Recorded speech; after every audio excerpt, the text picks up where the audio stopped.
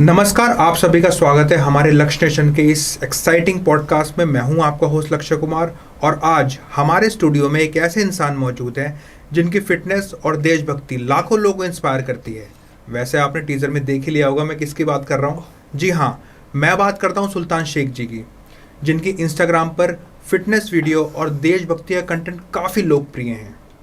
तो चलिए उनसे बात करते हैं, उनके सफ़र के बारे में, उनका पैशन, उनका हार्डवर्क, उनकी ही जुबानी।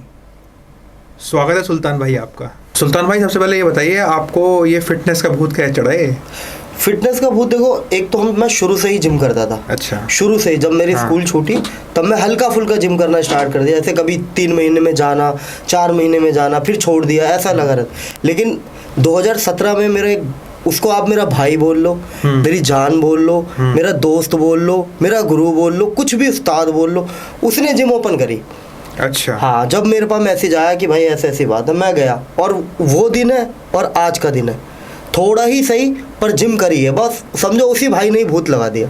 अच्छा। हाँ, और जो जिम मैंने 18, 19, 20 में की है ना, वो जिम मैं अभी भी नहीं कर पाता। अच्छा, ऐसा क्या हो गया? भाई होता है ना, एक अपना एक जगह होती है, एक अपना यार, अपना मतलब जिसके साथ दिल मिले उसके साथ जिम करने में मजा ना है। बिल्कुल सही बात है। और 100 में से वो अकेला मुझे रखता था आगे। अच्छा।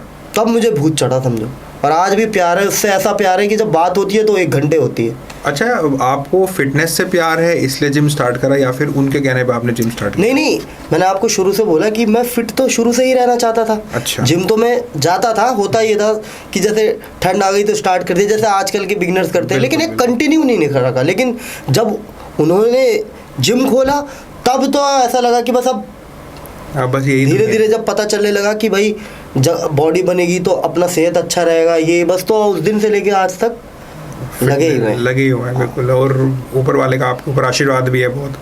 वो तो बिल्कुल। तो ये बताओ, कुछ चेंजेस आया है इसके बाद? मतलब फिटनेस की जर्नी जब आपने कदम रखा तो कुछ चेंजेस महसूस किया आपने अपने बॉडी के अंदर हो या लाइफ के अंदर हो, या फिर कोई आपने रूटीन अपना चेंज कर दिया हो? ऐसा क्या कुछ आपको क्या लगा? जब जो भी बंदा जिम करना रेगुलर, जैसे रेगुलर जिम, हाँ, जब वो जिम करने लगेगा ना, उसकी लाइफ अपने आप धीरे धीरे चेंज होने लगेगी।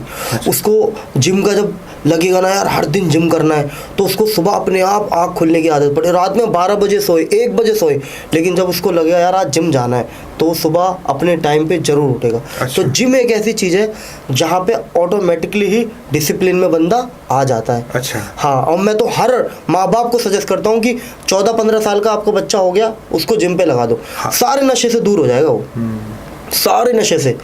आप ये देख लो, आज के टाइम पे हर लड़का सिगरेट बीड़ी पीने के लिए परेशान है, लेकिन जो जिम करने वाला बंदा उसको देखा आपने? नहीं, बिल्कुल नहीं, वो नशे से बहुत दूर रहता है वो। यही खासियत है, इसलिए मैं तो हर माँ बाप को कहता हूँ कि आप भेज दो। सुल्तान भाई, ये बताओ कि जैसे अब आजकल के जो मतलब माँ बाप हैं या फिर लोग हैं, वो कहते हैं कि 18 साल से पहले हम जिम नहीं भेजेंगे क्योंकि हाइट रुक जाती है बच्चों की। भाई बिल्कुल अफवाह है ये, बिल्कुल अफवाह। नहीं, डंबल उठाएंगे तो हाइट रुकेगी ना? डंबल छोड़ो, सब कुछ उठा। अच्छा, आप अपने बच्चों से काम नहीं कराते क्या? क्या आटा नहीं उठवा के लेके आते? तो क्या रुक जाएगी उसकी हाइट? मत उठवाओ वो भी। बिल्कुल। ऐसा कुछ नहीं है यार। कौन कहता है? 14-15 साल का बच्चा अगर आपका हो गया, आप भेज दो उसको जिम भेज दोगे। जिम का जब उसको चस्का चढ़ जाएगा ना यार, फिट रहने का, सिगरेट नहीं पिएगा, बीड़ी नहीं पिएगा, कोई नशे में नहीं पलेगा, क्योंकि जिम की शुरुआत ही किस चीज़ से होती है? फिटनेस की शुरुआत किसी चीज़ से होती है, यही होती है ना कि नशे से दूर रहना। एग्जैक्टली। या आप अपने बच्चों को उस नशे में डाल दो, या आप इस नशे में डाल दो कि वो हर दिन सुबह उठ के जिम जाने लगे। जब जिम ना जाने लगे, रनिंग करने लगे, रनिंग ना करने लगे, अखाड़े जाने लगे, पर जाने लगे। फिटनेस किसी भी लाइन को पकड़ लो, चाहे योगा पकड़ लो, चाहे आप घर में बैठ के कार्डियो कर लो, कुछ भी। पर ये बिल्कुल अफवाह है कि जो माँ बाप बोलते हैं कि जिम जाने से मेरे बच्चे की हाइट रुक जाएगी, तो हमारी हाइट कैसे बढ़ गई इतनी? बिल्कुल बिल्कुल सही बात है। और इतने बॉडी बिल्डर जो हैं ये, जो आज 15-15 साल से जिम कर रहे हैं, मैं तो कुछ नहीं हूँ, अपने आप को मैं कुछ नहीं मानता, लेकिन जो बड़े बड़े बॉडी बिल्डर है 6-6 फुट के होते हैं, तो उनकी हाइट कैसे रुक गई जब शुरू से जिम कर रहे हैं वो? बिल्कुल सही बात है। बिल्कुल गलत है। सबसे बड़ा एग्जाम्पल आप ही है हमारे सामने। हाँ। कि हाइट ऐसा कुछ है नहीं है। बिल्कुल सही बात है। तो आजकल फिर युवाओं में आप सबसे बड़ी फिटनेस की गलती क्या देखते हैं? कि क्या गलती है सबसे बड़ी जो युवा के अंदर आप देखते हैं कि ये गलत कर रहा है यार, ये बंदा, ये ऐसे जिम नहीं होती? जल्दी बॉडी बनाना, आजकल के बच्चे ये सोचते हैं कि हम जाके जल्दी से बॉडी बना लें। अच्छा। हाँ, वो एक गोल सेट करके आते हैं कि हमें ऐसी बॉडी बनानी है। उनको नहीं पता, फोटोज लेके आते हैं। हाँ जी, हाँ जी, उनको नहीं पता कि इस बंदे ने वो दुनिया की क्या क्या चीज़ें नहीं खा रखी, तब जाके वो वहाँ पहुँचा। प्लस टाइम दिया उसने। 1 साल में नहीं बनाई उसने जिम में बॉडी, उसने 5-7 साल दे दिए हैं ऐसी बॉडी बनाने के लिए, तब वो वहाँ आया। तो आप भी, जो भी बच्चे जिम करने जाते हैं, वो भी यही सोच के जाए कि मुझे भी इतना टाइम लगेगा। ये सोच के ना जाए कि बस अगले महीने मेरी बॉडी बन जाएगी। ये शॉर्टकट मारने के चक्कर में वो अपना नुकसान पहुंचा लेते हैं। स्टेरॉइड्स वगैरह ले लेते हैं। बिल्कुल वही कह रहा हूँ ना। अब मान लो कोई भी बंदा है जो जिम खोल के बैठा है, जिसकी जिम का रेंट लाख रुपए है, एम्प्लॉय है, वो है, उनको वो खर्चा कहाँ से निकालेंगे? जब आप अपने मुंह से कहोगे कि भाई मुझे ऐसी बॉडी बनानी है, वो सजेस्ट करेंगे कि आप ये ले लो, ये ले लो, ये ले लो, ठीक है, वो ये ले लो। डॉक्टर आपको 4-5 दवाई दे देता है, ये भी सर की दर्द की है, पैर के दर्द की है, गैस की, आप ले लेते हो ना। बस सेम यही है कि वो आपने बोला है कि मुझे बॉडी बनानी है, तो वो क्या करेगा? वो आपको यही रास्ता दिखाएगा। बिल्कुल सही। पर बात क्या होती है, शुरू में आप जाते हो और आप ये सब चीज़ें ले लेते हो, आपकी ये लाइन नहीं है। मैं ये नहीं कहता स्टेरॉइड नहीं लेते, दुनिया लेती है जिनकी ये लाइन है, जिनको बॉडी बिल्डिंग करनी है, जिनको अपना इसी से करियर बनाना है, वो लेता है। लेकिन तुम साल भर के लिए जिम में आए और तुम अपना नुकसान, स्टेरॉइड भाई साहब, एक इंजेक्शन अगर जिसने ले लिया ना स्टेरॉइड का, एक बोल रहा हूँ, जो एक नया बंदा आप हो ना, आपको मैंने एक इंजेक्शन दे दिया ना, 3 दिन तक जहां आपको लगा है वहां तक दर्द रहेगा। अच्छा, बिल्कुल। इतना पेनफुल होता है? इतना पेनफुल होता है। आसान नहीं है बॉडी बिल्डिंग करना। अरे बाप रे। लोग बाग सवाल उठा देते हैं, इंजेक्शन ठोक ठोक के बॉडी बनाई है ना, वही सवाल करने वालों से एक बार बोल दो कि तू एक इंजेक्शन लेके दिखा दे, एक, सिर्फ मैं बोल रहा हूँ, एक लेके दिखा दे, हालत खराब हो जाएगी उसकी। शुरू में 3-4 दिन पागल हो जाएगा। सवाल बहुत जल्दी उठा लेते हैं लोग बाग, लेकिन मेहनत, हार्डवर्क और वो जो चीज़ सह रहा है वो नहीं जानते। भाई आपने बहुत अनोखी बात बताई है। वैसे मैं बता रहा हूँ ना आपको, क्योंकि इंजेक्शन आजकल हर कोई ले रहा है। जब एक बॉडी बिल्डर अपने फैट लॉस जर्नी पे आता है, जब कंपटीशन के टाइम पे आता है, चिड़चिड़ा रहता है। अच्छा, क्यों रहता है? वो स्टेरॉइड्स बहुत ले लेते। स्टेरॉइड, यही तो दिक्कत है, स्टेरॉइड बहुत ले लेते हैं यार। अगर आप किसी चीज़ को तैयारी में हो, आप कोई भी है, अगर आप मलेरिया हो गया किसी को, तो वो दवाई खाएगा नहीं खाएगा? तो क्या बहुत सारी दवाई खा ली उसने? बिल्कुल सही बात है। ऐसे ही एक बॉडी बिल्डर का एक साइकिल होती है जिसको उसको डेली फॉलो करना होता है कि हाँ मुझे वीक में ये चीज़ें लेनी है, इतने बार वर्कआउट करना है, इतनी बार रेस्ट करना है। कोई करके दिखा दे, बिल्कुल सही, तब सवाल उठाओ। बिल्कुल सवाल बहुत जल्दी उठाते हैं लोग। और बिगिनर्स जो बच्चे हैं, जो आपने जो शुरू में बोल दिया कि गलती क्या करते हैं, वो यही बात है कि वो लोग पहले अपने माइंड को सेट करके जाए, साल 1.5-2 साल नेचुरली अपने आप को बनाए। जब उनको लगे कि हाँ भाई मेरा इसी में करियर है, तब ये आगे स्टेरॉइड हो गए, सप्लीमेंट्स हो गए, इन सब चीज़ों पे आगे जाए। अच्छा। और शुरू में अगर जो भी बिगिनर्स है वो सिर्फ अपना जिम पे ज़्यादा ध्यान दें बस। मैं तो भाई ये बताओ कि जैसे स्टेरॉइड्स की हमने बात करी अभी और जिम जाने की बात करी, तो इससे सेक्स लाइफ पे कितना असर पड़ता है और कहाँ तक असर पड़ता है? देखो एक और बात मैं क्लियर कर दूं, बहुत सारे लोग बोलते हैं कि बॉडी बिल्डर की सेक्स लाइफ कमज़ोर हो जाती है। कुछ लोगों के आपने सुना होगा हार्मोन्स थोड़े कम हो जाते हैं, ऐसा बोलते हैं। ये देखो मेरी बात सुनो, ये बिल्कुल अफवाह वाली बातें हैं। ऐसा कुछ नहीं होता। इनफैक्ट मैं आपको बता दूं, जितने भी जिम करने वाले लोग हैं, जितने भी बॉडी बिल्डर हैं, खासकर मैं वो जिम करने वाले लोगों को बोल रहा हूँ, उनकी सेक्स लाइफ आम आदमी से ज़्यादा होती है। अच्छा। हाँ जी, आम आदमी से ज़्यादा होती है, मैं आपको बता देता हूँ। हाँ, वो लोग इतने, उन आम आदमी लोग जो वर्कआउट नहीं करते उनसे ज़्यादा ताकतवर होते हैं, उनसे ज़्यादा उनके हार्मोन्स अपडेट रहते हैं, हर चीज़, क्योंकि वो अपने शरीर पर हर दिन 1-1.5 घंटा खर्च कर रहे हैं और खा भी उसी से रहे। जो आदमी 1 साल से जिम कर रहा है ना, वो जाके ना हर दिन पराठे नहीं खा रहा होगा, उसको डाइट के बारे में भी पता चल जाएगा। तो ये अफवाह तो बिल्कुल दिमाग से निकाल दो कि कई लोग सोचते हैं कि यार, कई लोग तो ये तक बोलते हैं कि कुछ चीज़ें छोटी हो जाएंगी। मैं ओपनली नहीं बोलना चाहता, बिल्कुल सही, लेकिन ऐसा कुछ नहीं है। सब बिल्कुल आराम से आप जिम करो। रही बात, बॉडी बिल्डर की लाइफ अलग है और नॉर्मल जिम करने वालों की लाइफ अलग है। बिल्कुल सही बात है। ठीक है, तो हम ये डाइट प्लान भी बहुत ज़रूरी है इस चीज़ में ना। हाँ, देखो अगर आप नॉर्मल फिट रहने के लिए जिम करना चाहते हो तो आप अपने लाइफ में 2-3 चीज़ें बांध लो। डेली आपको 45 मिनट से 1 घंटा जिम करना है, अच्छा हेल्दी खाना खाना है। जिम करना भाई ज़रूरी है या योगा भी कर सकते हैं हम घर में? मर्जी है। फिट रहने के लिए आप चाहे योगा कर लो, चाहे आप जिम कर लो, चाहे आप रनिंग करने चले जाओ, चाहे मॉर्निंग वॉक करने चले जाओ, चाहे आप अखाड़े में दंगल खेलने चले जाओ, कोई भी एक ऐसी एक्टिविटी जो आप 1 घंटा कम से कम करते हो आप फिट रहोगे। अच्छा, बस जरूरी नहीं है कि जिम ही जाओ, पर देखो धीरे धीरे मॉडल जमाना आ चुका है, ठीक है। अब जिम खुल चुके हैं। अब कुछ लोग बोलते हैं, ये भी आपने सुना होगा कि आजकल का टाइम ऐसा आ गया है कि जिम भी लोग गाड़ी से जाते हैं, बाइक से जाते हैं। बिल्कुल सही सुना होगा आपने, लेकिन मैं इसके ऊपर आपको एक अच्छा सा जवाब देता हूँ। क्यों? क्योंकि पहले इतनी गाड़ियाँ नहीं थी, पैदल जाते थे। और नहीं अभी मैं आ रहा हूँ, पहले इतनी गाड़ियाँ नहीं थी। आज तुम सुबह सुबह मॉर्निंग में अगर आप जिम करने जा रहे हो, 1.5 किलोमीटर दूर आपका जिम है, रास्ते में कोई टक्कर मार गया, क्या करोगे आप? सही बात है। आप तो जा रहे हो हेल्दी होने, पता चले आप हॉस्पिटल में हो। बिल्कुल सही बात है। ठीक है, आप गाड़ी लेके जा रहे हो लेकिन जा तो मेहनत करने ही रहे हो। बिल्कुल सही बात है। कहीं ना कहीं तो मेहनत, देखो जमाने के साथ चेंज होना पड़ेगा आपको। और हैं सब लोग आज के टाइम पे, कोई आप चलते हो 1.5 किलोमीटर, अगर अभी आपका मेट्रो स्टेशन 1.5 किलोमीटर दूर है, आप जाओगे वॉक करके? नहीं, रिक्शा से जाओगे। ऐसा ही होता है। तो पहले लोग बाग मेहनत अलग तरीके से करते थे, आज लोग मेहनत अलग तरीके से करते हैं। टेक्नोलॉजी का जमाना। हाँ, लेकिन करना चाहिए, बस करना चाहिए। बिल्कुल सही बात है। तो सुल्तान भाई, हम खाने पीने की बात कर रहे हैं, तो आप ये जानना चाहेंगे, पता नहीं आप जवाब देंगे नहीं इस बात का, नहीं देंगे, कि आप क्या खाते पीते हैं, आपकी डेली मतलब डाइट क्या है, या फिर रूटीन आप क्या फॉलो करते हैं आप डेली? जब मैं अपने कोई तैयारी में या कोई गोल मेरा नहीं होता, मैं सब कुछ खाता हूँ। अच्छा। मैं सब कुछ खाता हूँ, रोटी, दही, दूध, घी, जैसा मर्जी वैसा चिकन, कोई बॉइल्ड चिकन नहीं, सब जैसा मिले। जैसे मैं भाई गोश्तखोर आदमी हूँ, मैं हर तरीके की सालन खाता हूँ, कोरमा, नहारी, बटर चिकन, बर्रा, जो मिल जाए। लेकिन जब मैं अपने कटिंग फेस पे आता हूँ, जैसे कि अब आया हूँ, तो अब मैं अपने रूटीन में प्रोटीन लेवल बढ़ा देता हूँ। अच्छा। नंबर 1 प्रोटीन, उसके नीचे थोड़ा सा कार्ब्स, फिर फैट। मैं पूरे दिन में 4 से 5 मील खाता हूँ। सुबह उठ के पहले कार्डियो करता हूँ 45 मिनट, उसके बाद मैं अपनी पहली मील लेता हूँ, जिसके अंदर होते हैं कम से कम 6 से 7 अंडे, वाइट ओट्स और फ्रूट्स, और अपना ड्राई फ्रूट्स।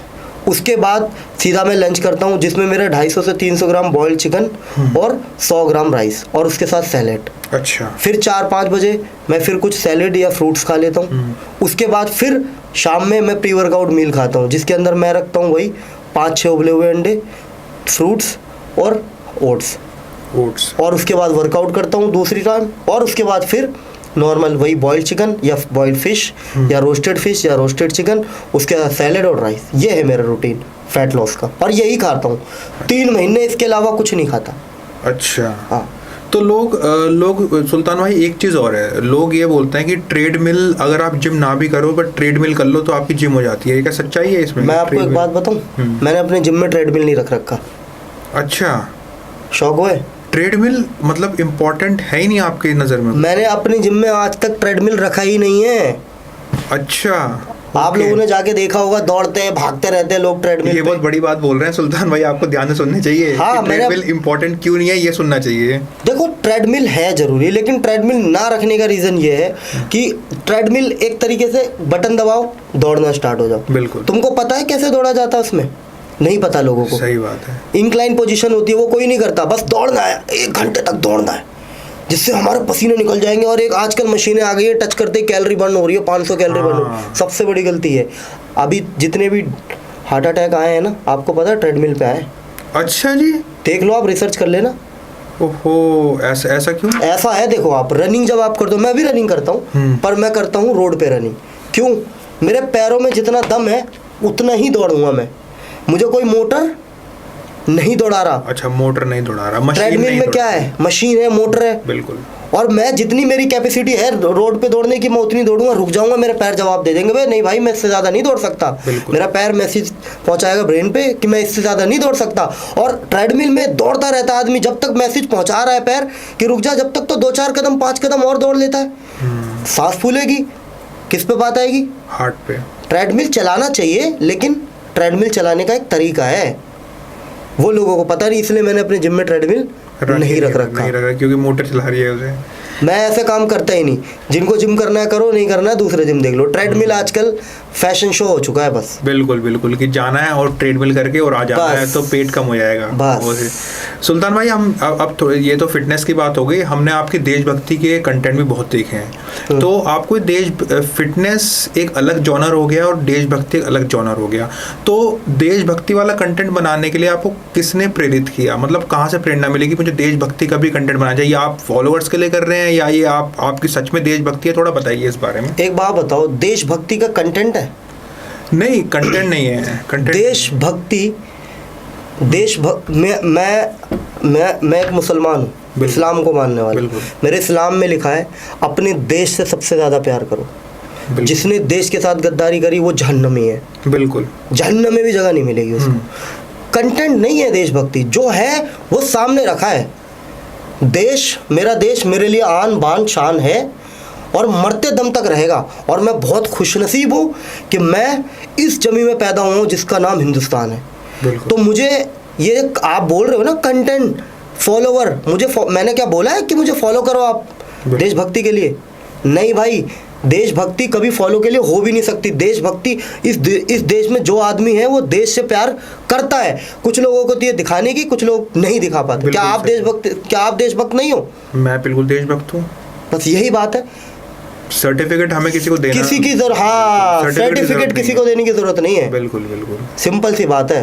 बिल्कुल नहीं। अब बहुत सारे लोग कहते हैं कि आजकल जैसे ट्रेंड में चल भी रहा है पॉलिटिकल पार्टी की तरफ से, अगर आप पाकिस्तान को मुर्दाबाद नहीं बोलेंगे तो आप सच्चे देशभक्त नहीं है। अच्छा एक बात बताओ, क्यों ना बोले पाकिस्तान को मुर्दाबाद? आज पहली बार मैं ये लफ्ज मुंह से निकाल रहा हूँ। मैं लफ्ज ही नहीं निकालता पाकिस्तान का। अच्छा, आप लेना मतलब टाइम वेस्ट ऑफ टाइम? हाँ, मैं लेता ही नहीं। बिल्कुल। मैं उनका नाम रखा था मैंने शैतानिस्तान। अच्छा, शैतान का स्थान। अच्छा, ठीक है, पर क्यों ना लूं? हमारे देश में सबसे ज्यादा आतंक कौन मचाता है? पड़ोसी। अभी पहलगांव जो अटैक हुआ था, अब आप बात जब कर रहे हो पढ़ो, क्यों ना लूं मैं, क्यों ना बोलूं? मैं बोलता हूं हिंदुस्तान मुर्दाबाद, मैं बोलता हूं, मैं पाकिस्तान मुर्दाबाद बोलता हूं। और पाकिस्तान मुर्दाबाद क्यों ना बोलूं? बिल्कुल सही। बताओ आप। पाकिस्तान, क्योंकि आप हिंदुस्तान में रहते हैं। हिंदुस्तान और आप देशभक्त हैं। देशभक्त बहुत दूर की बात हो गई सर। आप ये बताओ कि पाकिस्तान को मुर्दाबाद कोई हिंदुस्तानी क्यों ना कहे? हमारे देश में आतंक सबसे ज्यादा वो मचाते हैं। बिल्कुल, ठीक है। अभी टेररिस्ट अटैक हुआ था। बिल्कुल हुआ था ना, पहलगाम में कौन थे वो? चारों पांचों पाकिस्तानी थे। तो क्यों ना हम बोले उनको मुर्दाबाद? हमारी तरक्की से वो जलते हैं। और सबसे मेन बात, हम किस में से निकले हैं? वो हिंदुस्तान में से। तो कौन हुए हमारे? वो हमारे, मैं लफ्ज इस्तेमाल करना नहीं चाहूंगा सुल्तान भाई, ये बस समझ जाओ आप। लेकिन फिर भी भाई, मेरे लिए वो मेरे दुश्मन हैं। अब चाहे आप मुझे कितना भी गलत बोलो, चाहे मुझे आप कुछ भी बोलो, पर मेरे लिए वो दुश्मन है आपके। और हर हिंदुस्तानी के दुश्मन है, जो देशभक्त हैं वो सबके ही दुश्मन है। हाँ। और अब और ख़राब एलिमेंट्स हर कहीं होते हैं, पाकिस्तान में भी हैं, वो हिंदुस्तान में भी हैं। भाई मुझे कोई लेना देना नहीं। जब बात आएगी इन पे तो मैं हमेशा एक बात बोलता हूँ, 2011 मुंबई अटैक क्या था? पाकिस्तान की तरफ से। हाँ, वो मुंबई अटैक जो हुआ था ताज होटल पे कौन पकड़ा गया था? मोहम्मद कसाब। क्या बोला था उसने ये तो नहीं बोला था मैं हिंदुस्तान से हूँ या बीच में से हूँ, कहीं साफ बोला था उसने मैं पाकिस्तान से हूँ, मैं कराची पाकिस्तान से हूँ, बोला था ना उसने। जब तक जिंदा रहो मारते रहो उसने बोला था ना। तो कैसे मैं नर्म हो सकता हूँ उसको लेके यार? उस देश को लेके मैं कैसे नरम हो सकता हूँ?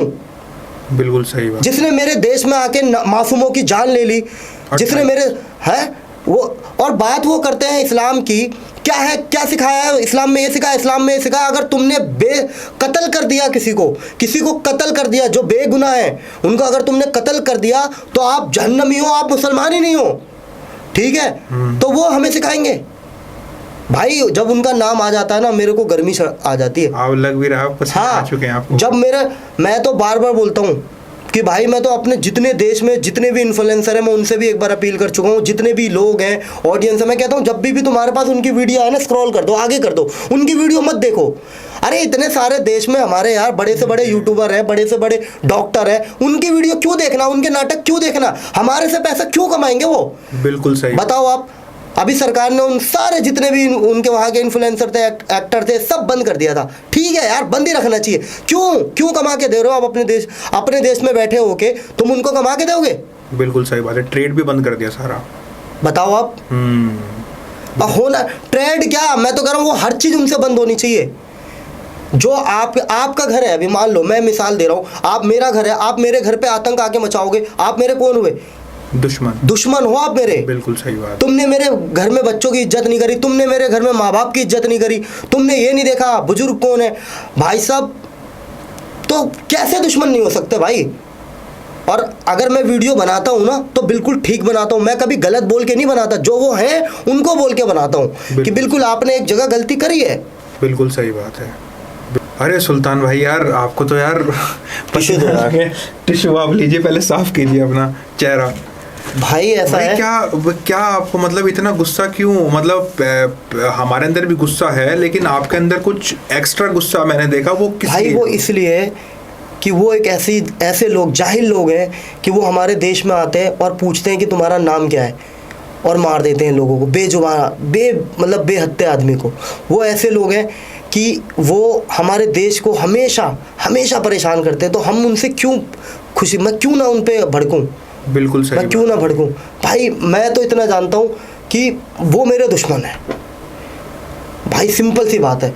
क्योंकि मेरे देश पे कुछ एक बार आंख उठा के भी देख रहा है तो वो मेरे लिए दुश्मन है। मेरा घर है, मेरा देश। बिल्कुल सही बात है, मेरा घर है। नफरत फैलाने आए थे वो, पता है आपको? बिल्कुल सही बात है, नफरत फैलाने आए थे वो, और नफरत फैलाने आए थे कि ताकि उनको हमारे देश में हिंदू मुसलमान हो, तब जाके हमारा देश, और वो तो शुक्र है कि हमारे देश के लोग समझदार हैं, उन्होंने ऐसा कुछ नहीं करा। और कुछ जगह हुआ है, देखो छोटे मोटे बातें होती हैं, वो हुई है, लेकिन ज़्यादा नहीं हुआ। बाकी देखो भाई, मरा तो मुसलमान भी है, मुसलमान भी मरा है, हिंदू तो खैर मरा ही है, मुसलमान वो बेचारा वो तो रोक रहा था उन्हें कि मत मारो, हमारे इस्लाम ये इसकी इजाज़त नहीं देता, फिर भी उन्होंने मार दिया उन्हें। भाई ऐसा ही है, नहीं है, वो आतंकवादी है। आतंकवादी का कोई धर्म, कोई जात, कोई मजहब नहीं होता। बिल्कुल सही। वो सिर्फ आतंक मचाने आते हैं, और वो सिंपल सी बात है, हमारे देश से चिढ़ते हैं, तभी वो ये सब चीज़ें करते हैं। बिल्कुल सही बात है सुल्तान भाई। हमने देखा वीडियोस जैसे आए थे, बयान आए थे, तो वो सब प्री प्लान था, वो नफरत फैलाने आए थे, क्योंकि वो कैमरा लगा के आए थे प्रॉपर, वो अपने आकाओं को एडिट करके भेज रहे थे, जो भी वही है। अब मुझे समझ नहीं आता कि कैसी नफरत है, समझ नहीं आता धर्म के मुद्दे पे कैसी नफरत चल रही है हिंदुस्तान। ये धर्म नहीं रहा, ये हिंदुस्तान और पाकिस्तान की ही नफरत है भाई। मैं तो इतना चाहता हूँ, अब मेरे को उनसे कोई लेना देना नहीं, भाड़ में जाए। मैं ये चाहता हूँ कि हमारे देश के सारे लोग, ये मेरी दिल की इच्छा है कि अपने मजहब से ज़्यादा दूसरे के मजहब की इज्जत करें। बिल्कुल, बस उसी दिन ये देश सुधर जाएगा। ये दिखता भी आपके कंटेंट। मैं नहीं चाहता कि मैं अपने आप को भी बोलूँ, मैं 5 टाइम नमाज़ पढ़ने वाला आदमी हूँ, मैं 5 टाइम नमाज़ पढ़ूंगा, लेकिन जब किसी की पूजा का टाइम आएगा ना, तो मैं उसको भी जगह दे दूंगा कि भाई तू भी पूजा कर ले। बिल्कुल, मैं ये नहीं, अगर मेरे घर के बगल में एक मस्जिद खुल रही है ना, जहाँ मैं 5 टाइम नमाज़ पढ़ने जाऊँगा, तो अगर मुझे कोई ये कहेगा कि यहाँ पे मंदिर भी होना चाहिए, बिल्कुल होना चाहिए। सबकी अपनी अपनी आस्था है, सबका अपना अपना वो है, सब अपने हाथ जोड़ने के लिए, ऊपर किसी ने कुछ नहीं देखा, सबको एक दिन चले जाना है यहाँ से, सब यहीं रह जाएगा, लेकिन रहेगा क्या? सिर्फ आपका नाम कि यार बड़ा अच्छा आदमी था, अच्छा आदमी था। और मरने के बाद भी अगर कोई गालियां दे रहा है, फिर आपने कुछ नहीं कमाया, तो फिर आपने इस जिंदगी में कुछ नहीं कमाया। बिल्कुल। जब आप मर जाते हो, आप कह रहे हो बड़ा बेकार घटिया आदमी था, सही है, जब चला गया तो समझो कुछ नहीं कमाया। धन दौलत चाहे इतनी मर्जी कमा लो। सुल्तान भाई, हमने एक अभी मुद्दा चल रहा है बहुत फेमस, हम डिस्कस कर ही रहे हैं इसके बारे में, तो ये मुद्दा भी बहुत ज़रूरी है क्योंकि अभी ट्रेंड में है कि ये जो बरेली मुद्दा है, ये आई लव मोहम्मद वाला, आई लव मोहम्मद, ये आपकी इस पे क्या राय है? क्योंकि आप इतने बड़े इन्फ्लुएंसर हैं, तो आपको बहुत लोग देखेंगे, आपसे कुछ सीखने को मिलेगा, तो क्या आपकी क्या राय है इस पे? तो सबसे पहली बात, I love Mohammed, I love मेरे पैगंबर, मेरे रसूल मोहम्मद सल्लल्लाहु अलैहि वसल्लम मेरे दिल में। बिल्कुल, हमें दिखाने की जरूरत नहीं है। बिल्कुल सही बात है, सिंपल सी बात है। बिल्कुल ठीक है। आप किस भगवान जी को मानते हो? महादेव। तुम्हारे हिसाब से आई लव महादेव? बिल्कुल, सबकी अपनी अपनी आस्था है। आपके लिए मेरी भी रिस्पेक्ट है, आप बोलोगे ना आई लव मोहम्मद, हाँ भाई रिस्पेक्ट है, मेरा इस्लाम भी यही इजाज़त देता है। लेकिन जब बात मेरे रसूल, मेरे पैगंबर पे आए, तो हमारे वो आखिरी नबी थे, हम उनके लिए सब कुछ कर सकते हैं। बिल्कुल समझ रहे हो? लेकिन मैं ये चाहता हूँ कि अगर मान लो आपको कोई सरकार कह रही है कि आप ये चीज़ें मत करो, तो अब इसका मतलब ये भी नहीं है कि मैं रोड पे उतर जाऊं। बिल्कुल सही बात है, प्रोटेस्ट मेरे दिल में तो है ना, बिल्कुल मेरे दिल में है ना, और कभी कोई माई का लाल मेरे दिल में से निकाल लेगा मेरे पैगंबर मोहम्मद सल्लल्लाहु अलैहि वसल्लम को? बिल्कुल कोई नहीं निकाल सकता। कितने क्या हर चीज़ हो सकती है, लेकिन भाई अच्छा अभी मैंने इसके ऊपर एक और बात बनाई थी। मैंने अपने जिम में 2000 लड़कों से बोला, मैंने सबों ने स्टेटस लगाया था, जरा पैगंबर मोहम्मद के बारे में 10 चीज़ें बता दो। कोई नहीं बता पाया था भाई। हमें अपने दिल में अपने मोहम्मद साहब को रखना है और हमें सीखना है उनके बारे में कि वो क्या थे, कैसे उन्होंने हमें चलने को बताया, कैसे पढ़ने को बताया, कैसे हमें खाने को बताया। हम इन सब चीज़ों से सीख नहीं रहे, लेकिन कोई चिंगारी लगा दे रहा, बस उन्हीं के साथ साथ सारे हैं। मतलब उन्होंने पूरा जीवन जीने का तरीका बताया A to Z। हमारे पैगंबर मोहम्मद सल्लल्लाहु अलैहि वसल्लम ने हमें ये तक सिखाया कि नाखून किस दिन काटना सुन्नत है, किस दिन आप क्या करो। मतलब उन्होंने दूसरे के मजहब के बारे में भी क्या बताया, अपने आप को कैसे बताया, नमाज को क्या बताया, सब कुछ वो बता के गए इन जितने दिन मोहम्मद साहब थे इस दुनिया में। अच्छा जी। तो कुछ लोग इससे पाकिस्तान से भी जोड़ रहे हैं कि ये पाकिस्तान की चाल है और ये देश को तोड़ने की साजिश है। ऐसा कुछ नहीं है, हम खुद ही नकली हैं। अच्छा, उनकी क्या चाल हो सकती है? हम 2 भाई हैं, हम दोनों में प्यार ना हो तो क्या बोल देंगे हमारे पड़ोसी की गलती की वजह से? बिल्कुल सही बात। सबसे सबसे बड़ी गलती तो हमारी है। बिल्कुल सबसे बड़ी गलती हमारी है कि हम दोनों आपस में क्यों नहीं मोहब्बत में रख रहे। बिल्कुल सही बात। अगर आई लव मोहम्मद है तो आई लव महादेव भी है। बिल्कुल सही। अगर आई लव महादेव है तो आई लव मोहम्मद भी है। इसमें कोई गलत नहीं है। और रही बात नेताओं की, तो इस पे भी मैं बता दूं, नेताओं का काम है अपना काम करना। वो अपना काम कर रहे हैं, तुम कर रहे हो अपना काम? नहीं। अगर कोई, हम दोनों हैं आज यहाँ बैठे, कोई हमें भड़काता है आके कि ये बंदा बिल्कुल बेकार है, तो तुम मान लोगे? नहीं, बिल्कुल। तो सबसे अगर जब तुम जिस दिन नहीं मानोगे उसी दिन मोहब्बत है, वही है आई लव। लेकिन हम तो बट जाते हैं 1 सेकंड में। बिल्कुल सही बात है। हमारे को तो अगर कोई बैठा हुआ वहाँ से एक बार बोल दिया, बस उसी को ही हम फैन मान लेते हैं। 5 साल 6 साल बाद जब उनकी सरकार गिर जाती है, उसके बाद उसके बारे में डिस्कस ही नहीं होती। भाई साहब कोई याद नहीं करता, ध्यान रखना आप। बिल्कुल सही बात है। कुर्सी को उतरने के बाद कोई याद नहीं रखता। बिल्कुल। अच्छा सुल्तान भाई, मुझे एक चीज़ और बताओ, मेरे दिमाग में भी चल रही थी और ये मुद्दा चल ही रहा है पाकिस्तान और ये इस चीज़ का। तो अभी हमने एशिया कप में देखा, इंडिया ने पाकिस्तान के साथ 3 मैचेस खेले और इससे पहले बोला जा रहा था कि अब इंडिया पाकिस्तान के बीच में मैच कभी नहीं होगा, ये पहलगाम अटैक के बाद। तो इसको आप कैसे देखते हैं कि इंडिया पाकिस्तान के बीच में मैच होना चाहिए था या नहीं? भाई मेरे हिसाब से तो नहीं होना चाहिए था। लेकिन इंडियन टीम ने हाथ नहीं मिलाया। उससे क्या हुआ? और पैसा तो आया। बिल्कुल सही बात है। पैसा तो आया। हाथ नहीं मिलाया तो क्या हुआ? हाथ नहीं, चेहरा भी क्यों देखा तुमने? मत देखते। बिल्कुल। अभी पता है आपको, अभी एक क्रिकेट लीग होती है शायद सीनियर, जिसमें बड़े बड़े लेजेंड लीग, इरफान पठान साहब, यूसुफ पठान साहब, युवराज सिंह ने, आपका हरभजन सिंह साहब ने मना कर दिया, हम नहीं खेल रहे, ले जाओ ट्रॉफी, ले जाना है तो बन जाते हैं ऐसे। किस बात का दबाव था? पैसों का दबाव था ना, 500-800 करोड़ का दबाव होगा। हाथ नहीं मिलाया तो आप बड़े खुश हो रहे हो। बॉयकॉट था यार, कैसे खेल सकते हो आप उनके साथ, जिनके लोगों ने हमारे देश में आके आतंक मचाया है? बिल्कुल सही। जिनके उन परिवार पे जाके पूछो जिनके पति नहीं रहे, हाँ, जिनके पति, वो लोग क्या सोच रहे होंगे? नहीं होना चाहिए था भाई। किस बात का दिखा रहे हो आप कि हाँ हाथ नहीं मिलाया तो क्या हुआ? भाई मेरे हिसाब से, ये मेरी अपनी पर्सनल राय है, नहीं होना चाहिए था मैच। मैंने बॉयकॉट भी बोला था कि मैच नहीं देखेंगे। हाँ। मैंने नहीं देखा मैच, लेकिन जब मैं एक छोटी बहुत चीज़ ही देखी मैंने, जिसमें वो हारिस रऊफ साला पागल, वो जब वो इशारा दिखा रहा था, तब मैंने इसके ऊपर एक वीडियो बनाई थी, बस और कुछ नहीं। अच्छा, प्लेन गिराने वाले। हाँ, वो तो पागल है, मुझे तो पागल लगते हैं ऐसे लोग। बिल्कुल बिल्कुल। नहीं चलो, वो उनकी वो जैसे जिसकी लोग परवरिश होती है वैसे ही वो चीज़ करता है इंसान, ठीक है। तो ये चीज़ बताइए, चलो ये इस चीज़ की तो बहुत बात हो गई भाई देशभक्ति के ऊपर। अब मैं आपसे एक चीज़ छोटी सी पूछना चाहूँगा कि आप देशभक्ति का कंटेंट भी बनाते हैं, आप एक फिटनेस का भी बनाते हैं, तो इन दोनों चीज़ों को आप बैलेंस कैसे करते हैं कि कैसे बैलेंसिंग करते हैं कि मुझे फिटनेस भी देखनी है और मुझे ये देशभक्ति भी देखनी है? कैसे भी बैलेंस नहीं बनाता मैं क्या करता हूँ, जो मेरे सामने आता है मैं बनाता हूँ। मुझे जो अच्छा लगता है मैं बनाता हूँ। मुझे लगता है कि बच्चों को ये बताना चाहिए कि हाइट कैसे बढ़ेगी, कोई आधे से ज़्यादा बच्चे हाइट के लिए इशू है, मैं बना देता हूँ। वेट गेन कैसे होगा मैं बता देता हूँ, वेट लॉस कैसे होगा मैं बता देता हूँ। रही बात देशभक्ति, तो देखो देशभक्ति हर एक के दिल के अंदर है। जो अच्छा लगता है देश के लिए वो बना दिया, जो कमियां होती हैं उसके बारे में बता दिया कि भाई ये गलत हुआ है।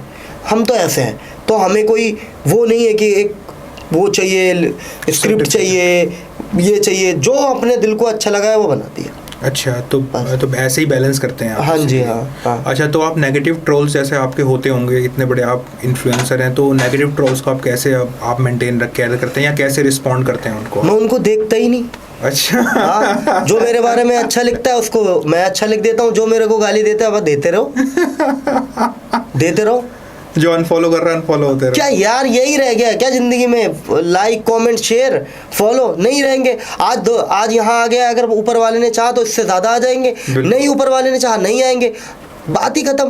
क्या यही जिंदगी है क्या यार? काम धंधा देखना है अपना, बस अपना ये होता है, अच्छे से अच्छा करने की कोशिश करते हैं, किसी का दिल दुखाना नहीं चाहते, किसी को गलत नहीं बोलना चाहते। गलत को बिल्कुल गलत बोल देता हूँ, बिल्कुल गलत को गलत बोल दूँ। गलत वो हमने आपके कंटेंट में भी देखा। हाँ, गलत को गलत बोल। सही बात है। तो सुल्तान भाई ये बताइए कि जब आप बहुत बड़े इन्फ्लुएंसर बन गए तो सबसे ज़्यादा सपोर्ट आपको किससे मिला, और किसी ने अप्रिशिएट तो किया होगा ना आपको कि आप बहुत अच्छा कर रहा है Sultan, very very good, all the best, अल्लाह आपको सब्र दे। बहुत अच्छा। बड़ा तो देखो मैं इन्फ्लुएंसर अभी नहीं हूँ, छोटा सा आदमी हूँ, लेकिन एक ये बात याद आ गई। एक हमारा भाई है मैक्स देसी फिटनेस, सुना होगा आपने? हाँ बिल्कुल, हाँ, सुना है। सचिन यादव नाम है उनका। जिस दिन मेरे 1 मिलियन हुए थे उस दिन सबसे पहली कॉल उनकी आई थी। उन्होंने बोला भाई नंबर दो, मैंने नंबर दिया, फ़ोन आया, मैंने कहा हेलो भाई कौन? कह रहे अरे भाई मैं पहचान गया भाई। और टू बी ऑनेस्टली बताऊं, वो दिन है उन्होंने मुझे ये बोला कि बहुत बढ़िया लगती है तुम्हारी वीडियो, बहुत अच्छी लगती है, बहुत है, आगे जाओगे, कोई चिंता मत करो, ये हो। अभी कुछ दिन पहले भी मेरी बात हुई थी, तो बोला कि जो सपोर्ट चाहिए मैं दूंगा, मतलब जो बताऊं, बहुत बढ़िया नेक दिलदार आदमी। तो मुझे वहाँ से सबसे पहले सपोर्ट मिली। अच्छा। हाँ, जो बात है साहब। अच्छा, तो ये बताइए सुल्तान भाई, जैसे आप फिटनेस के एक बड़े यूथ आइकन है, तो जो लोग 40 के बाद जिम जाना चाहते हैं, हाँ, तो उन्हें जाना चाहिए, और उनका डाइट प्लान क्या होना चाहिए? अगर जाना चाहते हैं तो उनका डाइट प्लान आप थोड़ा समझाइए, डाइट प्लान क्या होना चाहिए, और वो जिम जा सकते हैं नहीं जा सकते? क्योंकि ना बहुत सारी कमज़ोरियाँ आ जाती हैं, हड्डियाँ कमज़ोर हो जाती हैं 40 के बाद, तो उनका 40 के बाद नहीं, 50 साल के बाद भी जिम जाना चाहिए, कोई ऐसी बात नहीं है। अच्छा, कैसे? थोड़ा बताइए इसे। जैसे अब नॉर्मली लोग जिम जाते हैं, बस ये है कि आपकी एज हो गई है तो उस हिसाब से आपको वेट उठाना पड़ेगा। अब आप 20 साल के तो लड़के हो नहीं कि आप 100 किलो वजन उठाओगे, लेकिन आप अपनी लिमिट के हिसाब से वेट उठाओ। डाइट की रही बात, आप सब कुछ खाओ, 2-3 चीज़ें हैं वो छोड़ दो। एक तो शुगर, बिल्कुल, चीनी बिल्कुल छोड़ दो, और सुबह उठ के सबसे पहले जो चाय पीते हैं ना खाली पेट, वो नहीं, वो सबसे खतरनाक, वो सबसे खतरनाक है। अच्छा। सुबह उठते ही चाय दे देना, जरा खाली पेट मत पियो, पीना है आपको, आदत है, कुछ खा पी के कर लो। तीसरा रेड मीट। अच्छा, रेड मीट बिल्कुल नहीं खाना, बिल्कुल रेड मीट नहीं खाना। अच्छा, बिल्कुल भी? हाँ, रेड मीट नहीं खाना, रेड मीट बिल्कुल मत खाओ। रेड मीट खाने वाला आदमी 40-50 साल के बाद बहुत दिक्कतें होती है। और 5वां है रनिंग, वॉक, जो जिम, ये 3-4 चीज़ें आप अपने फॉलो में रख लो, बढ़िया रहेगा। अच्छा, हाँ, तो यही मंत्र है कि एक तो रेड मीट नहीं खाना, शुगर नहीं खानी, शुगर, रेड मीट, मैदा, आपका कम से कम 45 मिनट रनिंग, वॉक, जिम या योगा, कुछ भी। ये सब चीज़ें हैं जो अगर फोकस कर लोगे तो समझो आप और अच्छी हेल्दी रहोगे। अच्छा, हाँ, चलो बढ़िया भाई। और एक चीज़ और बताइए कि ना बहुत सारे लोग दुबले पतले होते हैं, हाँ, तो ना वो रेगुलर जिम भी जा रहे हैं, तो वो ना उनका वेट गेन नहीं हो पाता, तो उसके पीछे क्या रीज़न है? और वो जिम भी पूरे पैशनेट तरीके से कर रहे हैं, फिर भी उनका वेट गेन ही नहीं होता। वो एक्चुअली में क्या है, कई लोगों को यही नहीं पता होता कि मेरी प्री वर्कआउट मील क्या होती है, मेरी पोस्ट वर्कआउट मील क्या होती है। उन्हें मालूम ही नहीं होता कि जिम जब हम करेंगे तो क्या खा के करें। शुरू से मैं बताता हूँ, जो भी दुबले पतले भाई हैं वो शकरकंदी, उबला हुआ शकरकंदी या उबला हुआ आलू 100 ग्राम दही के साथ मिक्स करके खा के चले जाओ। अच्छा, आधा घंटा पहले जिम करने से। और जब जिम कर ले तब उसके साथ आप 2 बनाना, 2 खजूर, 2 अंजीर, सारे ड्राई फ्रूट, 2 चम्मच पीनट बटर एक अच्छी क्वालिटी का, और उसके अंदर 1 गिलास दूध ग्राइंड कर लो बढ़िया से मिक्सी में। और अगर आपके पास पैसे का बजट है, जिसके पास जो भी भाई वेट गेन करना चाहते हैं, वो एक इसको वे प्रोटीन मिला दो। वे प्रोटीन बहुत बढ़िया है, लेकिन अच्छी क्वालिटी, अच्छे ब्रांड का, और उसको पी लो भाई, वेट इतना बढ़िया गेन होने लगेगा। वो तो वही भाई जानते हैं जो इस डाइट को फॉलो करते हैं। अच्छा, हाँ जी। अरे वाह, आप इतने अच्छे तरीके से सामने समझाया। होप सो आपको आपको पता चला होगा कि आपको क्या खाना चाहिए, क्या नहीं खाना चाहिए, तो आप और आगे और भी बहुत बातें जानने को मिलेंगी, तो आप बने रहिए पॉडकास्ट में। अच्छा सुल्तान भाई, एक चीज़ और बताओ, अब थोड़ा मज़ेदार बातें मैं आपसे करूँगा थोड़ी सी। तो अगर आपको किसी बॉलीवुड सेलिब्रिटी का ट्रेनर बनने का मौका मिले तो आप किसको चुनेंगे और क्यों? कोई आपका फेमस सेलिब्रिटी, कोई आपका वो रहा हो कि मतलब इससे मुझे बहुत सीखने को मिला है, लाइक ऋतिक रोशन हो गया, सलमान खान हो गया, या सलमान खान साहब हैं। अच्छा। हाँ, क्योंकि भाई देखो, एक तो उन्होंने लोगों को फिट रहने को बहुत सिखाया, जिम की शुरुआत ही उन्होंने करी है देश में। ठीक है, सलमान खान साहब है। दूसरी बात, फिट रहना सिखाया। दूसरी बात ये है कि उन्होंने बहुत बड़े बड़े ट्रस्ट खोले हैं। बिंग वुमेन आपने सुना, गरीबों की मदद करते हैं बहुत ज़्यादा, ठीक है। अपने कई बार मैंने इंटरव्यू भी उनके देखे कि अपनी कमाई के आधा डोनेट कर देते हैं। तो ऐसा आदमी भाई अच्छा ही नेक ही आदमी होगा। तो अगर मैं उनका ट्रेनर बनने लायक तो नहीं हूँ, जो बात है भाई, वो मेरे से बहुत सीनियर है। लेकिन हाँ, मुझे बॉलीवुड में जो हीरो हैं वो सलमान खान अच्छे लगते हैं। लेकिन मेरा रियल हीरो, कोई मुझसे अगर ये पूछेगा कि आपका रियल हीरो कौन है, इंडियन आर्मी, तो मेरे इंडियन आर्मी। हाँ, मैं इस बात को कनेक्ट कर रहा हूँ आपसे, मैंने आपकी सोच पकड़ लिया आपकी। हाँ, मेरा रियल हीरो मेरे इंडियन आर्मी है। इंडियन आर्मी का वो हर जवान जो बॉर्डरों पे हमारे लिए खड़ा है, वो मेरा रियल हीरो है। बिल्कुल। क्योंकि आज मैं यहाँ बैठा हूँ, आपको पॉडकास्ट में इंटरव्यू दे रहा हूँ, तो वो सिर्फ उनके वजह से। पता नहीं कैसे बर्फ़ वाले इलाकों में वो अभी खड़े होंगे, हम लोग यहाँ मज़े से बैठे हुए हैं। बिल्कुल सही। हम लोग मज़े से गाड़ियों में घूम रहे हैं। तो मैं सारे जितने भी भाई ये पॉडकास्ट देख रहे हैं और जितने भी भाई इस वीडियो को देख रहे हैं, आप सबका हीरो कोई भी हो सकता है, लेकिन रियल हीरो सिर्फ एक ही होना चाहिए। जितने भी हिंदुस्तान में आदमी है, वो है सिर्फ इंडियन आर्मी। इंडियन आर्मी का वो हर जवान जो आपके लिए अपनी जान तक लगा देता है, वही है असली हीरो, और कोई हीरो नहीं है। अच्छा। रियल हीरो वही है, होना भी चाहिए, और होना भी चाहिए। बिल्कुल। अच्छा सुल्तान भाई, ये बताओ कि जिम में कभी आपकी ऐसी कोई घटना हुई है जिसको देखकर आपको आज भी हंसी आती हो, यार ये बहुत फनी थी, इसको देख के बहुत हंसी आई हो मुझे? जिम में हाँ, एक बार हुई थी। ऐसा हुआ था कि मेरे पास एक भाई आया करता था, मैं नाम नहीं लेना चाह रहा उसका। बिल्कुल। लेकिन उसकी वाइफ का मेरे पास फ़ोन आया था, कह रहा था कि मतलब कुछ ऐसे ही बोला था कि आप तो ऐसे मोटे तगड़े हो, मेरे पति को भी ज़रा मतलब अच्छा, कर दो, थोड़ा हेल्दी कर दो। तो मैंने कहा देखो, वो कह रहे नहीं, उनको मैं घर में नहीं घुसने दूंगी, मुझे अच्छा नहीं लगता उनके साथ जाने आने में। तो मुझे बड़ी हंसी आई थी। और देखो, ये बात सही भी है, जब आप एक्सेप्ट करते हो कि आपकी वाइफ खूबसूरत हो, तो थोड़ा सा आपको भी अच्छा लगना चाहिए।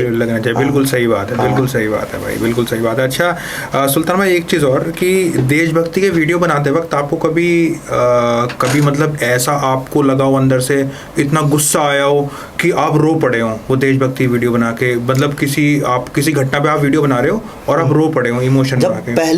जब पहलगांव अटैक मैंने सुना था। अच्छा। जब वो जाहिलों के बारे में मैंने सुना था कि जाहिल आए थे 5-6 कुत्ते हरामजादे, बुरा मत मानना मैं ऐसे बोल रहा हूँ। नहीं बिल्कुल नहीं, ठीक है, वो है भी। हाँ, वो मेरे मतलब मेरा खून खोल गया था जब मैंने वो वीडियो बनाई थी। और मैं सच बताऊँ, मैं रो गया था जब मैंने ये बनाई थी। जब मुझे ये पता चला कि पूछा कि अपना नाम बताओ, सिर्फ हमारे देश में भड़काने के लिए, आग भड़काने के लिए, भाई मैं रो गया था। वो वीडियो भी मैंने जैसे तैसे खड़े होकर बना ली थी। अगर बस छोड़ो, ये बात ख़त्म ही कर दो। मैं चाहता हूँ ना, जो भी मेरी सरकार है, उन लोगों से वो हर चीज़ बंद कर दो जो चीज़ वो हमसे कमा रहे हैं। बिल्कुल, वो हमारे दुश्मन करा भी है सरकार ने, वो हमारे दुश्मन है। बिल्कुल। सुल्तान, आप इतने अच्छे इन्फ्लुएंसर हैं, आप इतने फिटनेस आइकन हैं, तो आप इतने पैशनेट हैं फिटनेस को लेके, तो मैं आपसे एक सवाल पूछना चाहूँगा, आप उसका सोच समझ के आंसर दीजिएगा कि आने वाले समय में अगर कोई आपसे बोले कि 6 पैक एप्स या फिर 1 करोड़ इंस्टाग्राम फॉलोअर्स, तो आप किसको चुनेंगे और क्यों? मैं भाई 1 करोड़ इंस्टाग्राम वाले को चुनूंगा। अच्छा, ऐसा क्यों? 6 पैक ऐप तो मैं 3 महीने में बना लूंगा। और क्या, ये तो मेरे हाथ में है। 3 महीने लगेंगे मुझे बनाने में 6 पैक ऐप। अच्छा, कैसे, थोड़ा बताइए, ताकि वो जो हमारे दर्शक हैं वो भी डाइट अच्छी रखूंगा, वर्कआउट करूंगा, टाइम से सोऊंगा, अपनी रूटीन को सही लाऊंगा। 6 पैक ऐप बनाने में कितने, 3 महीने? इसमें क्या करना है? 6 पैक ऐप बनाना बहुत मुश्किल है क्या? अगर आदमी डाइट के बारे में जान ले, कोई मुश्किल नहीं है। बिल्कुल। लेकिन इतने सारे लोग फिर भी कर नहीं पाते ये काम, मतलब 6 पैक। चलो हम आपको आज से 3 महीने बाद आप दोबारा शूट कर लेना, मैं 6 पैक एप्स लेके बैठा रहूंगा यहाँ। अच्छा। हाँ। अरे वाह, ऑन द कैमरा दिखा दूंगा 6 पैक एप्स। अच्छा, सीक्रेट मंत्र। हाँ, आज क्या है, आज कौन सा, ये मेरे ख्याल से 5 अक्टूबर। अब 5 अक्टूबर है ना, आप आज से 3 महीने बाद मिल लेना, जनवरी में, मतलब जब भी 5 जनवरी। हाँ बिल्कुल बिल्कुल बिल्कुल बिल्कुल। अच्छा सुल्तान भाई, ये बताइए कि आपको कभी कोई भी कंटेंट, चाहे आप देशभक्ति का हो चाहे फिटनेस का हो, कोई भी कंटेंट बनाते हो डर लगा है कि यार इससे किसी का दिल ना दुखे, यार मेरे फॉलोअर्स तो नहीं गिर जाएंगे?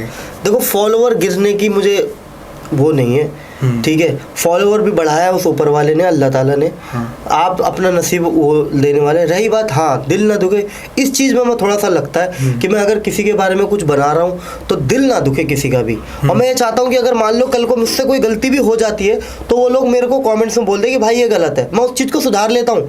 मैं ऐसा आदमी नहीं हूँ जो बोलता हूँ मैं बहुत अच्छा हूँ, मेरे में भी कमियाँ हैं, मैं इंसान हूँ, इंसान से ही कमियाँ हो सकती है, तो हो जाती है भाई। पर हाँ, मुझे ये टेंशन नहीं है मेरे फॉलोवर घट जाएंगे, यार फॉलोवर मेरी ज़िंदगी नहीं है।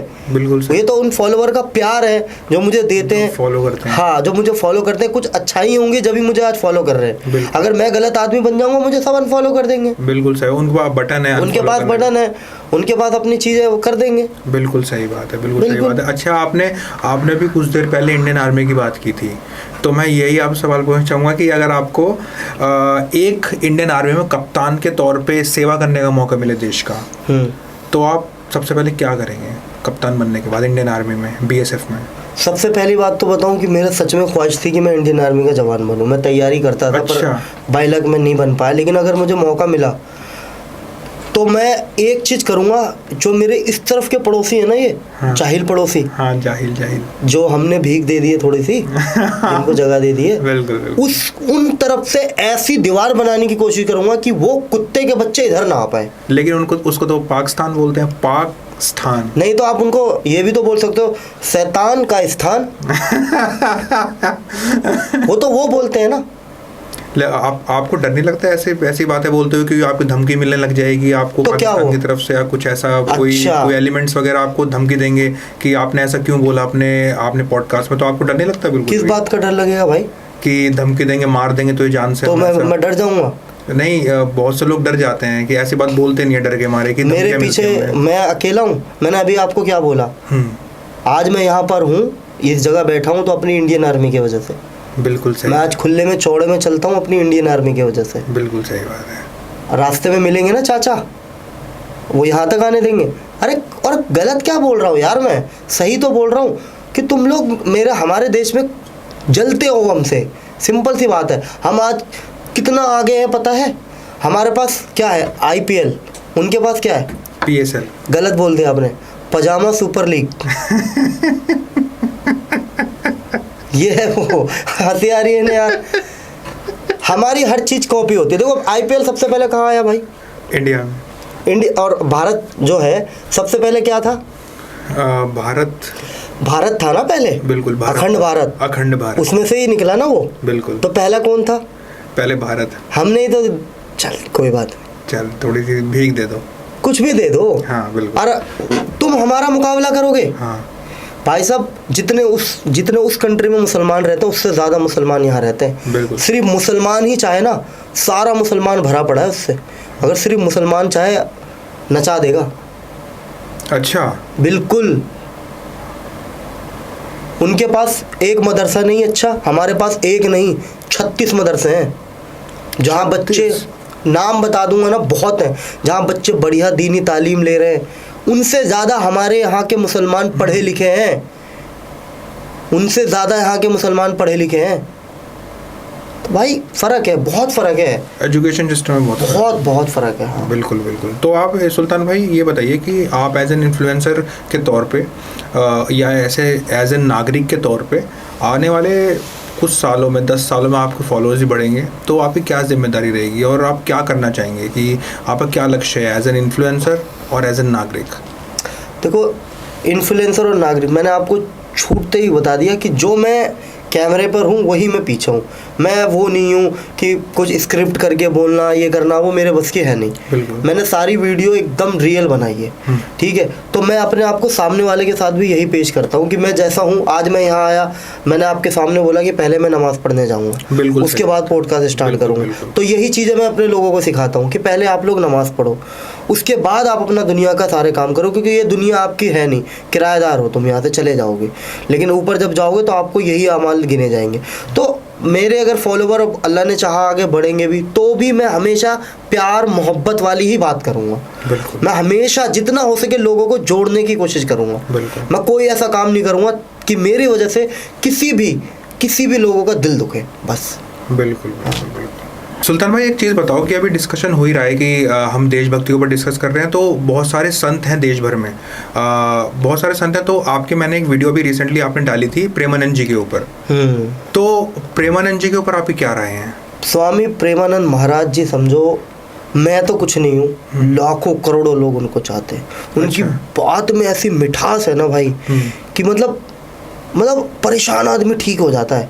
अच्छा, आपको पता, जितने हिंदुस्तान में मुसलमान है ना, सब लाइक करते हैं उनको। सब लाइक करते हैं। बताऊँ क्यों? किसी को गलत नहीं बोलते वो, लोगों को सिर्फ यही कहते हैं अच्छे काम करो, नेक काम करो और मदद करो। इनफैक्ट मैंने एक वीडियो देखी थी कि एक धर्मास्तर ऐसे करके, जो हिंदी में बोलते हैं कि वो नमाज पढ़ते हैं 5 टाइम की, उनको भी अच्छा बताया था उन्होंने। मतलब ऐसे संत ना भाई, एक नहीं 4-5 होने चाहिए इस देश में। मोहब्बत बांटने वाले, लोगों को सही राह पे लाने वाले, भटके लोगों को, मतलब यार भाई मेरे रोंगटे खड़े हो गए। मैं उनसे मिलना चाहता हूँ बस, पर आज तक मेरा नसीब है कि मैं उनसे मिल नहीं पाया। नहीं, बहुत जल्दी आपकी तमन्ना भाई। मैं बस यकीन मानो, मैं आपके बोल दूँ पॉडकास्ट, मैं जो भी भाई प्रेमानंद महाराज के आसपास के हैं, तो भाई मुझे मिलना है उनसे। कैसे मिले आप लोग जरा कमेंट्स में बता दो, ताकि मैं एक बार उनसे मिल लूँ और मेरे कुछ सवाल है उनके आगे रख दूँ बस। बहुत लाइक करता हूँ मैं उनको। अच्छा, तो ऐसा क्या करते प्रेमानंद जी ने? मोहब्बत बांटते हैं ना, प्यार मोहब्बत बांटने वाले बहुत कम बचे हैं भाई। नफरत फैलाने वाले दुनिया भर के बैठे हुए हैं। बिल्कुल, तो उनमें खास बात यही है, प्रेम मोहब्बत बांटना। हाँ जी। अच्छा सुल्तान भाई, हम आखिरी सवाल लेंगे इस पॉडकास्ट का, और ये हमें बता दीजिए ताकि लाखों लोग इंस्पायर हो इस चीज़ को देख के और वो फॉलो करें कि एक स्वास्थ्य शरीर और एक फिटनेस कितना योगदान देती है देश की तरक्की में? बहुत। आप एक बात बताओ, अगर मान लो आप बीमार ज़्यादा रहते हो तो आप कहाँ जाओगे सबसे पहले? हॉस्पिटल जाके आप एक बेड चाहिए आपको, भर्ती जब होगे, अगर आप अनफिट रहोगे तो एक बेड देना होगा आपको। अगर वही बेड खाली रहे, कोई प्रेग्नेंट लेडी आ रही है, कोई एक्सीडेंटली केस है, तो खाली रहेगा तभी तो। हम सारे हिंदुस्तान वासियों को ना फिट रहने की ज़रूरत है। जितने हम फिट रहेंगे हॉस्पिटल से बचेंगे। हॉस्पिटल की लाइन, अगर आप हॉस्पिटल, आज मान लो गवर्नमेंट एम्प्लॉय हो आप, आज आपको हॉस्पिटल जाना, आपको छुट्टी ले लिया आपने, आप अगर हॉस्पिटल नहीं जाओगे, वही आप काम में टाइम दोगे, तो उसका बचत होगा नहीं होगा? बिल्कुल होगा। सब लोगों को फिट रहना चाहिए, चाहे वो आप छोटे बच्चे हों, बड़े हों, बुजुर्ग हों, सबको फिट रहना चाहिए भाई। फिट रहने से देश तरक्की करता है।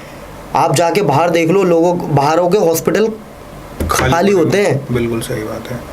और हमारे यहाँ तो लाइन ही नहीं आती।